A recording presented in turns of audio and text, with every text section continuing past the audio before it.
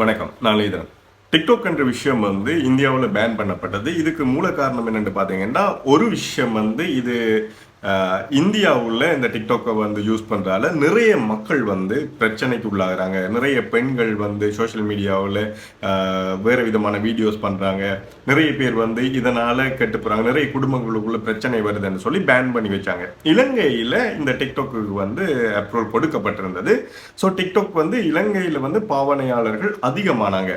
இதனால இப்ப இருக்கிற பிரச்சனைன்னு கேட்டீங்கன்னா, இந்த வீடியோவில் நான் சொல்ல போற விஷயம் பாத்தீங்கன்னா ரொம்ப ஷாக்கிங்கான ஒரு விஷயம். இலங்கையில யாழ்ப்பாணத்துல சாவகச்சேரி என்ற இடத்துல நடந்திருக்குது. அதாவது டிக்டாக்ல பிரபலமான ஒரு நபர். ஸோ இந்த இளைஞனை டிக்டாக்ல பதிவிடுற இன்னொரு யுவதி ஒருத்தர் காதலிக்கிறாங்க. ரெண்டு பேருமே முதல்ல பேச ஆரம்பிக்கிறாங்க, அதுக்கு பிறகு காதலிக்கிறாங்க.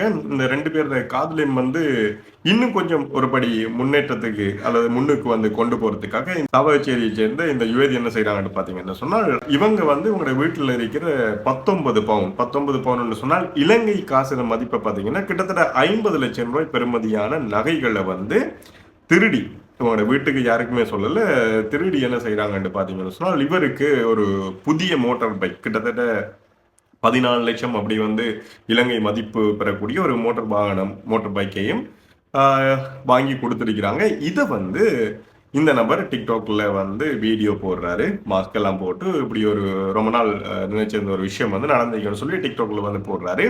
இன்னொரு சைட் பாத்தீங்கன்னு சொன்னா, இந்த யுவதிர வீட்டுல இருக்கிறவங்க 19 பவுன் நகை காணலன்னு சொன்னால் யாருமே தேடுவாங்க. என்று சொன்னா ஒரு பவுன் நம்ம எடுத்துக்கொண்டாலே 2 லட்சம் ரூபாய் கிட்ட இப்ப பெருமதி போகுது இலங்கையில.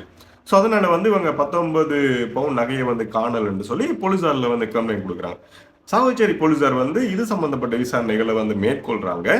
மேற்கொள்ற இடத்துல இவங்களுக்கு டவுட் வருது. யாருல? இவங்களோட வீட்டுல இருக்கிற அந்த மகள்ல டவுட் வருது அந்த யுவதியில. சோ இவங்க இவங்கள்ட்ட இருந்து அந்த யுவதியிட்ட இருந்து விசாரணைகள் ஆரம்பிக்கும் போது அந்த யுவதியால சொல்லப்படுது, உண்மையில இந்த விஷயம் தான் நான் பண்ணினேன். சோ நான் திருடி இந்த 19 பவுன் நகையை திருடி இப்படி தன்னுடைய டிக்டாக் காதலனுக்கு மோட்டார் பைக் வாங்கி கொடுத்திருக்கேன் அப்படின்னு சொல்லி இந்த விஷயம் சொல்லப்படுது. சோ இதுல இந்த யுவதி உட்பட அந்த டிக்டாக் பிரபலமான நபர் என்று சொல்லப்படுகின்ற அந்த இளைஞன், அது மட்டும் இல்லாம இந்த யுவதி வீட்டுல இருந்து அந்த நகையை எடுத்து கொடுக்கறதுக்கு, திருடி கொடுக்கறதுக்கு உடந்தையாக இந்த யுவதியோட ஃப்ரெண்டு. சோ இவங்க, அது மட்டும் இல்லாம இந்த நகையை வாங்கினவங்க வித்தவங்கன்னு சொல்லி கிட்டத்தட்ட 7 நபர்களை சாவகச்சேரி போலீசார் கைது செய்யறாங்க. சாவகச்சேரி நீதிமன்றத்துல ஆஜர்படுத்துறாங்க. இதுல இந்த டிக்டாக் பிரபலமான நபர் இருக்கல மோட்டார் பைக் வாங்கி எடுத்தவர், சோ அவரு காதலன், இந்த நகையை திருடி கொடுத்த அந்த யுவதியில ஃப்ரெண்ட் என்று சொல்லி, நண்பி என்று சொல்லி, இந்த 3 நபர்களுக்கு 6ஆம் தேதி மறுபடியும் இவங்களுக்கான நீதிமன்றத்துல விசாரணைகள் மற்ற நாள் வரையும் இந்த வாங்கின வித்தன்னு சொல்லி இடையில இந்த தரகர்கள் இருக்காங்க இல்லையா, சோ இவங்க நாள் வரையும் பிணையில இப்ப விடுதலை பண்ணி இருக்கிறாங்க. இந்த வீடியோ நான் எதுக்காக மேக் பண்ணீங்கன்னு பாத்தீங்கன்னு சொன்னால், இது ஒரு சாதாரண விஷயமா நம்ம கடந்து போகலாம், அல்லது ஒரு கேலியான ஒரு விஷயமாக, இப்படி ஒரு காதலனுக்காக இந்த காதலி வீட்டுல நகை எடுத்து கொடுத்துருக்காங்க என்று சொல்லி இது நம்ம ஒரு கேலி விஷயமாக நியூஸாக கூட கடந்து போறதுக்கான வாய்ப்பு இருக்குது. ஆனால் இதை நம்ம இன்னும் கொஞ்சம் ஆழமா தேடி பார்க்க வேண்டிய ஒரு முக்கியமான விஷயம் இருக்குது. உங்களோட வீட்டுலயும் நிறைய பேர் இருக்கிறாங்க, இளம் யுவதிகள், இளைஞர்கள் வீட்டுல இருக்கிறாங்க. சோ அவங்க என்ன விஷயத்துல ஈடுபடுறாங்க, என்னென்ன விஷயங்களை யூஸ் பண்றாங்கன்னு சொல்லி வீட்டுல இருக்கிறவங்க நிச்சயமாக இதை நம்ம மானிட்டர் பண்ணணும். இல்லைன்னு சொன்னால் இப்படியான விஷயங்கள், இது ஒரு சாதாரண நகை திருட்டா போய் அந்த நகை திருட்டு கண்டுபிடிக்கப்பட்டிருக்கிறது. சோ இதை தாண்டி மேலதிகமான ஏதாச்சும் பெரிய விஷயங்கள் அல்லது நம்ம நினைச்சு கூட பார்க்க முடியாத நிறைய விஷயங்கள் நடக்கிறதுக்கான வாய்ப்பு இருக்குது. என்றால் இப்ப இருக்கிற சிச்சுவேஷன் அப்படி, அல்லது இப்ப இருக்கிற சோசியல் மீடியா நம்ம யூஸ் பண்ற வீதம் அப்படி.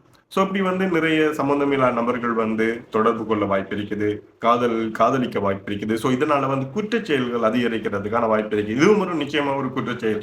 வீட்டுல இருந்து நம்ம எடுத்து கொடுத்தாலும் திருடி கொடுத்த விஷயம் அது அவங்க பேரண்டுக்கு தெரியாம செஞ்ச அந்த விஷயம் ஒரு குற்றச்செயல்.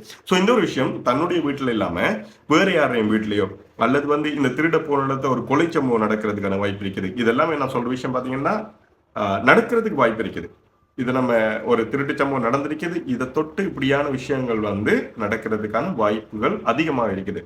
சோ நம்ம வீட்டுல இருக்கிறவங்க, நம்மளோட குழந்தைகள் வீட்டுல என்ன விஷயங்கள் பண்றாங்க, சோ அவங்க என்ன யாரோட கதைக்கிறாங்கன்ற விஷயத்துல கொஞ்சம் நம்ம கேர் எடுத்துக்க வேண்டிய அவசியம் இருக்குது. சோசியல் மீடியா இந்த டிக்டாக் என்ற விஷயமோ அல்லது வந்து ஏனைய சோஷியல் மீடியா எல்லாமே வந்து நம்மளுடைய தேவைகளை வந்து பூர்த்தி பண்றதுக்கு அல்லது வந்து நம்மளோட தேவைகளை இலகுவாக்குறதுக்கான ஒரு விஷயமே தவிர இதுல இப்படியான குற்றச் செயல்களை வந்து ஊக்குவிக்கிற ஒரு சாதனமா நம்ம யூஸ் பண்ணக்கூடாது. ஸோ எல்லாருமே கொஞ்சம் வீட்டில் இருக்கிறவங்க கேர் எடுத்துக்கொண்டீங்கன்னா இப்படியான குற்றச் செயல்கள் வந்து குறையிறதுக்கான வாய்ப்பு இருக்குது. ஸோ அந்த ஒரு விஷயத்துக்காக தான் நான் இந்த வீடியோ மேக் பண்ணிக்கேன். இந்த வீடியோவை உங்களோட வீட்டில் அல்லது உங்களை போல பக்கத்தில் இருக்கிற வீட்டில் வந்து யார் அதிகமாக அந்த டிக்டாக் செயலியை யூஸ் பண்ணுறாங்களோ அல்லது வந்து சோஷியல் மீடியாவில் அதிக ஸ்பெண்ட் பண்ணுறவங்களுக்கு இதை ஷேர் பண்ணுங்க. அவங்க இன்னும் கொஞ்சம் அவேர்னஸ் ஆகிக்கிறதுக்கான ஒரு வாய்ப்பு இருக்குது. இது சம்பந்தப்பட்ட உங்களோட கருத்துக்களையும் கமெண்ட் செக்ஷனில் சொல்லுங்க. அடுத்ததா இன்னும் ஒரு அப்டேட்டான வீடியோட நான் உங்களை மீட் பண்றேன். நன்றி.